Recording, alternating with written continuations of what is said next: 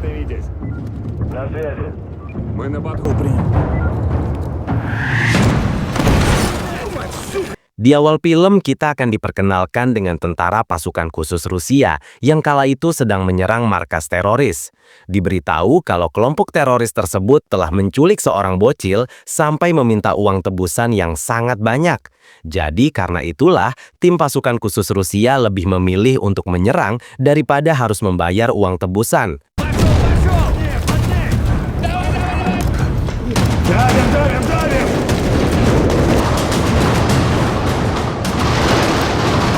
Di tengah peperangan, si ketua teroris akhirnya muncul sambil menyandra bocil yang telah mereka culik.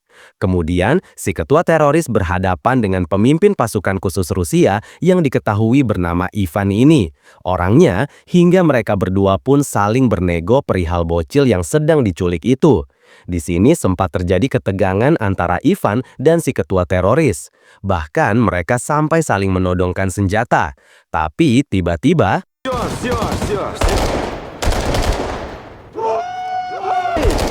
давай, Тарантино, вырубай. Все, продули!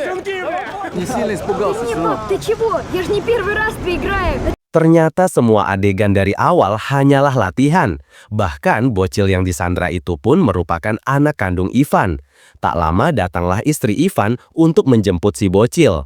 Namun istri Ivan seketika langsung marah saat mengetahui kalau anak mereka baru saja dijadikan sandra meskipun hanya latihan. Ivan meminta si istri agar tenang saja karena anak mereka juga happy ketika melakukan peran tersebut. Namun tetap saja si istri ngambek, lalu ia pun pergi dari sana sambil membawa anaknya.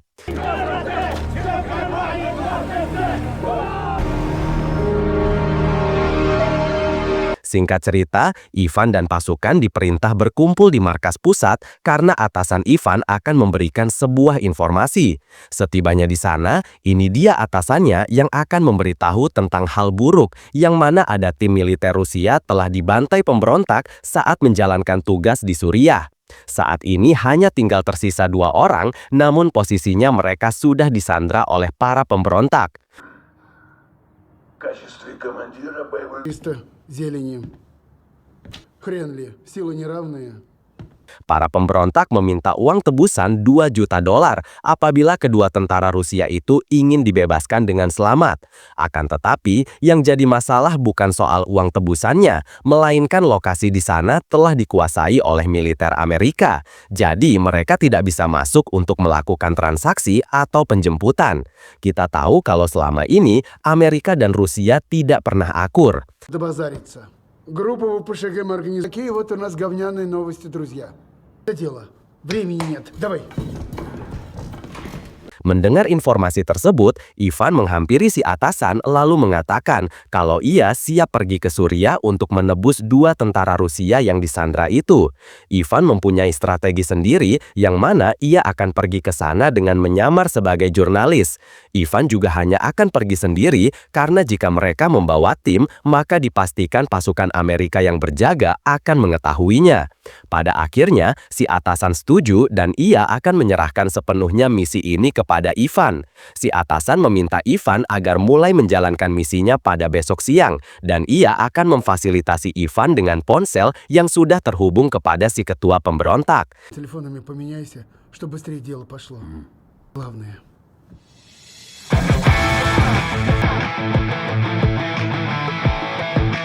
Setelah itu, Ivan pergi mengunjungi beberapa temannya untuk pamit karena hari besok ia akan pergi menjalankan misi. Malam harinya, Ivan berusaha menghubungi istrinya yang masih ngambak, namun panggilan itu sama sekali tidak mau diangkat. Alhasil, Ivan bersikap bodoh amat dan ia lebih memilih untuk istirahat saja di rumah dinasnya. Pagi harinya, sebelum menjalankan misi, Ivan memilih untuk mencukur bulu rambutnya agar terlihat rapi seperti jurnalis sungguhan. Singkat cerita, Ivan pergi ke markas Angkatan Udara Rusia yang akan menjalankan latihan ke wilayah Suriah.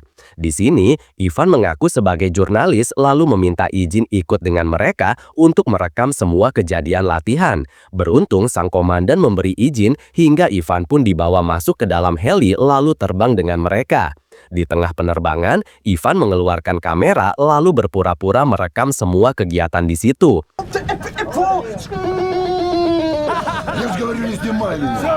Singkatnya, pesawat itu telah sampai di wilayah Suriah dan wilayahnya dikuasai oleh pasukan Amerika. Kemudian datanglah satu helikopter tentara Amerika yang meminta mereka putar balik karena mereka telah memasuki wilayahnya. Sang komandan tidak langsung putar arah, melainkan mencoba dulu bernego dengan mengatakan kalau mereka hanya sedang latihan. Namun, tetap saja tentara Amerika tidak mau tahu, dan jika mereka tetap membangkang, maka pihak Amerika akan menembakkan rudal. Alhasil, sang komandan pun memerintahkan pilot untuk putar balik saja. Tapi tak disangka, Ivan memilih terjun ke dalam danau. Ivan sengaja melakukan hal tersebut karena dengan cara itulah ia dapat masuk ke wilayah Suriah yang dikuasai tentara Amerika. Sang komandan Rusia mencoba mencari Ivan dari atas karena ia sangka Ivan tak sengaja terjatuh. Namun lagi-lagi mereka harus diusir oleh heli tentara Amerika hingga sang komandan memutuskan untuk segera pergi. I said head east. Tak lama, terlihat Ivan yang sudah berhasil naik ke daratan. Lalu ia pun mengganti baju dan segera meneruskan perjalanan untuk menjalankan misi. Kemudian, Ivan menyetop satu mobil warga lokal untuk nebeng ke kota Manij. Awalnya, si supir tidak mau memberi tumpangan. Akan tetapi, setelah Ivan memberikan sejumlah uang, akhirnya si supir mau membawa Ivan. Di tengah perjalanan, si sopir bertanya apa tujuan Ivan datang ke kota Manbij. Ivan menjawab kalau kedatangannya ke sana untuk meliput kondisi terbaru karena dirinya adalah seorang jurnalis.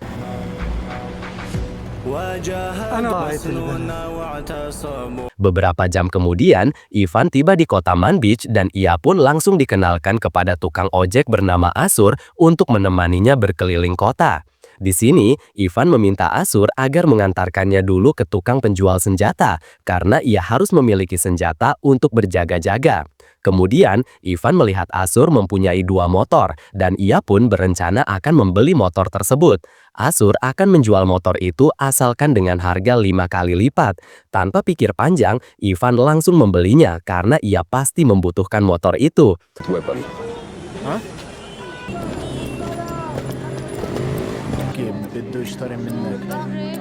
Malam harinya, terlihat Ivan yang numpang istirahat di rumah Asur.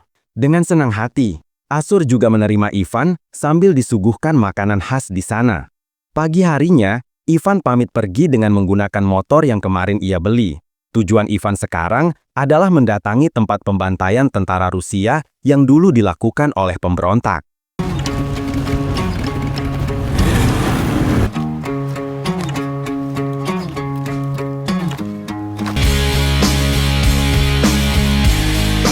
Sesampainya di sana, Ivan melihat ada beberapa jasad tentara Rusia yang sudah hangus, hingga ia segera menguburkan mereka dulu dengan layak. Setelah menguburkan semua jasad tentara itu, tiba-tiba datanglah sekelompok pemberontak.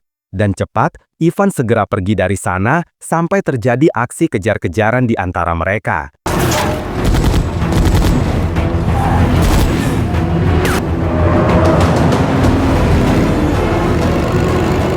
Di tengah pengejaran, dengan sengaja, Ivan masuk ke pangkalan militer tentara Amerika yang membuat kelompok pemberontak itu akhirnya mundur. Namun di sini, Ivan harus ditangkap oleh tentara Amerika, lalu dibawa masuk ke dalam mobil. Di tengah perjalanan, kita akan diperkenalkan dengan seorang komandan bernama Stephen yang langsung menginterogasi Ivan. Stephen bertanya, siapakah Ivan dan apa tujuannya datang ke kota Manbij? Ivan menjawab kalau dirinya merupakan seorang jurnalis dari Inggris. Sementara kedatangannya ke sini yaitu untuk menebus 2 jurnalis temannya yang sedang disandra oleh kelompok pemberontak. Beruntung, Stephen percaya dengan perkataan Ivan hingga ia pun membawa Ivan untuk bermalam dulu di camp militer Amerika.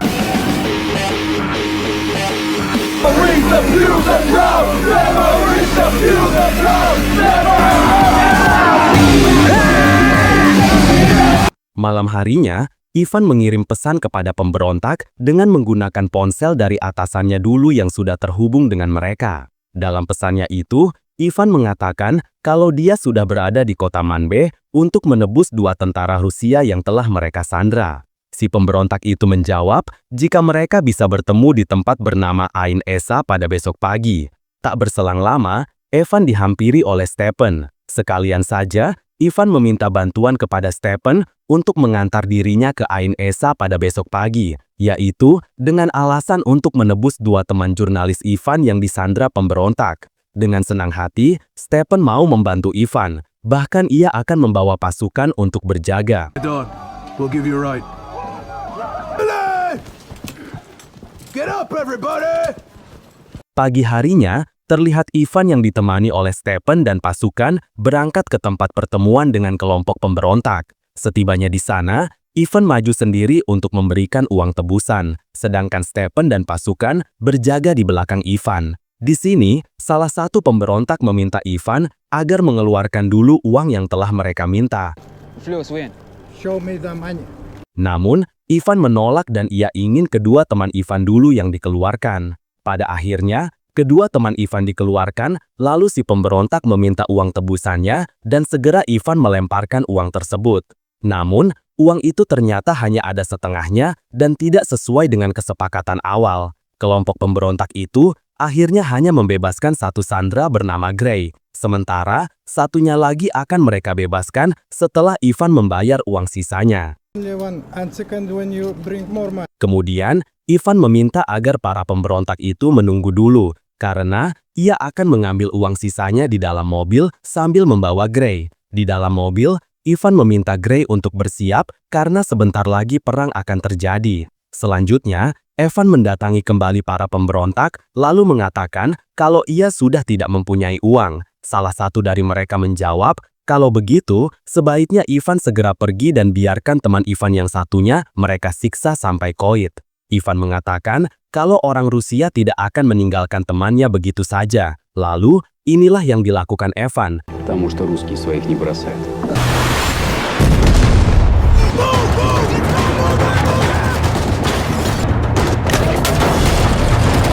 Pada akhirnya, Evan yang dibantu oleh pasukan Stephen berhasil meratakan kelompok pemberontak itu serta menyelamatkan satu temannya yang bernama Jakir. Setelah situasi kondusif, Stephen langsung menghajar Ivan lalu menodongnya. Stephen bertanya, siapa sebenarnya Ivan dan kenapa ia malah menyerang pemberontak tadi yang hampir menewaskan pasukan Stephen. Tak ada pilihan lain, akhirnya Ivan jujur dengan mengatakan kalau dirinya adalah pasukan khusus Rusia yang ditugaskan untuk menyelamatkan dua tentara Rusia dari sandraan pemberontak. Death wish or what?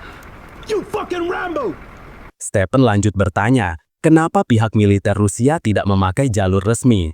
Ivan menjawab, kalau mereka memakai jalur resmi, belum tentu pemerintah Amerika akan mengizinkannya. Sekarang, Ivan hanya berharap Stephen dapat mengerti dengan posisinya karena ia datang hanya untuk menyelamatkan kedua rekannya. Namun, Stephen yang menyadari kalau ini adalah bentuk pelanggaran, ia pun langsung menangkap Ivan, Gray dan Zakir lalu dibawa menuju camp untuk dilaporkan. Mason, you drive. Yes, sir. Akan tetapi, di tengah perjalanan, tiba-tiba Stephen berubah pikiran lalu memutuskan untuk mengeluarkan mereka. Di sini, Stephen meminta Ivan dan yang lain agar cepat pergi dan anggap saja mereka tidak pernah bertemu. Ivan langsung berterima kasih. Lalu, ia membawa Gray dan Jakir dengan menggunakan mobil milik pemberontak sebelumnya.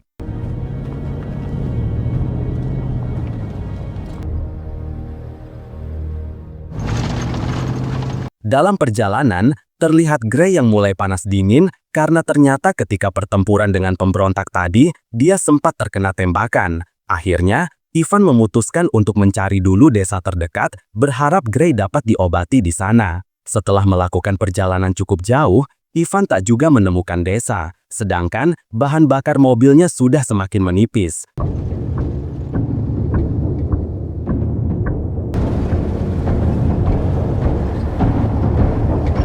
Tak lama, untungnya ada kilang minyak yang dikelola oleh warga lokal hingga Ivan berniat untuk membeli dulu bahan bakar di sana. Meskipun akan dibeli, ternyata para warga tidak mau memberikan bahan bakarnya karena dikira mereka tentara Amerika. Zakir, yang kebetulan seorang Muslim dan bisa berbahasa Arab, ia pun mencoba berbicara dengan mereka secara baik. Alhasil, mereka mau menjual bahan bakar itu kepada kelompok Ivan. Я тоже мусульманин, чеченец. Окей. Singkatnya, malam hari pun tiba. Terlihat Ivan, Gray dan Zakir yang masih dalam perjalanan menuju kota sebelah. Sayangnya lagi-lagi mereka mendapat masalah karena ban mobilnya harus bocor. Ivan pun memutuskan untuk melanjutkan perjalanan pada besok saja dan akan menginap dulu di lokasi tersebut. Pagi harinya, Ivan dan yang lain dibangunkan oleh 3 orang warga lokal yang langsung menodong mereka dengan senjata. Zakir, yang bisa berbahasa lokal, menjelaskan kalau mereka bukanlah tentara Amerika atau pemberontak. Zakir berjanji akan membayar ketiga warga lokal itu asalkan mereka diantarkan ke desa terdekat untuk mengobati Gray yang terluka parah. Beruntung, ketiga warga lokal itu mau, lalu membawa mereka ke desa terdekat.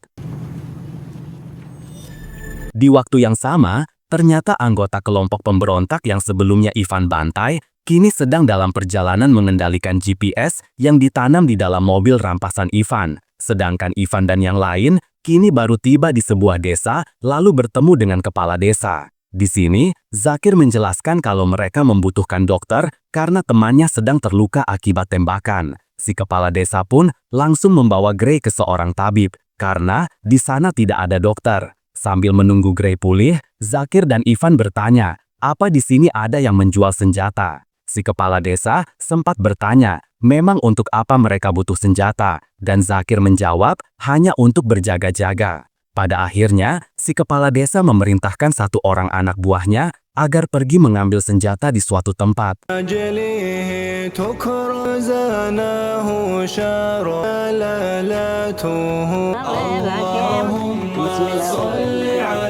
Setelah itu, Ivan dan Zakir segera mengganti ban mobil yang bocor dengan ban serep yang ada di bagasi. Selang beberapa saat, terlihat Gray yang kini sudah sedikit pulih setelah diobati oleh tabib di sana.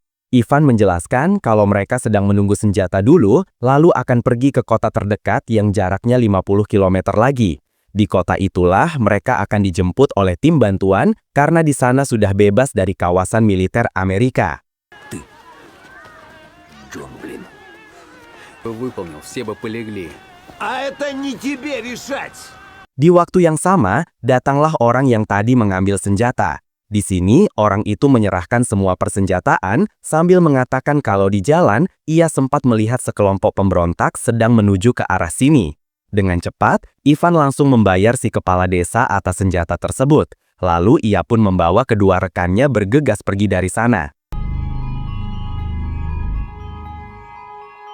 Di tengah perjalanan, Ivan sadar kalau mobil ini pasti telah dipasangi GPS. Hingga Ivan pun memutuskan untuk berhenti dulu, lalu mencari GPS yang ditanam di mobil itu.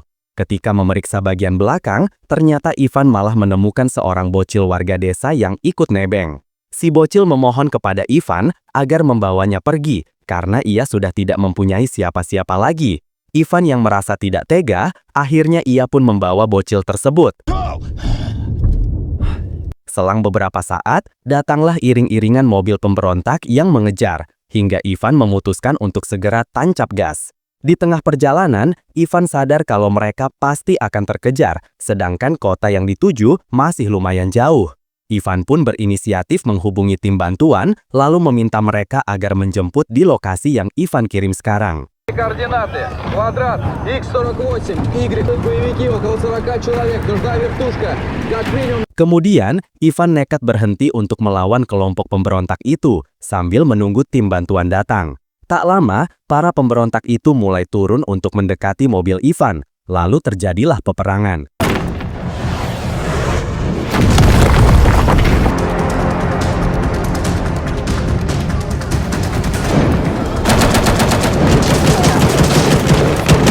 Di tengah peperangan, lagi-lagi Gray terkena tembakan di bagian kaki yang menyebabkan dirinya tidak bisa berjalan. Akhirnya, Gray meminta Ivan dan Zakir agar pergi duluan saja, sambil membawa si bocil, sedangkan dirinya akan sebisa mungkin menahan serangan mereka. Tak lama, datanglah 5 orang pemberontak yang langsung menangkap Gray. Namun tanpa mereka sadari, Gray sudah membawa bom rakitan. Lalu inilah yang terjadi. Kini, yang tersisa hanya tinggal Ivan dan Zakir serta si bocil yang sebelumnya ingin ikut dengan mereka. Sementara untuk kelompok pemberontak, mereka masih cukup lumayan banyak dan terus melakukan penyerangan. Tak lama, datanglah 2 helikopter bantuan yang langsung menembakkan rudal ke arah para pemberontak itu, sedangkan Ivan dan Zakir langsung menjauh dengan menggunakan mobil. Setelah para pemberontak berhasil diratakan, Zakir dan Ivan yang dari tadi menggendong si bocil turun dari mobil sebelum mobil itu meledak. Kemudian, mereka dijemput oleh heli penyelamat, dan di sini, Ivan memutuskan untuk membawa bocil itu ke Rusia. Ternyata, Ivan akan menjadikan si bocil sebagai anak angkatnya, dan film pun selesai.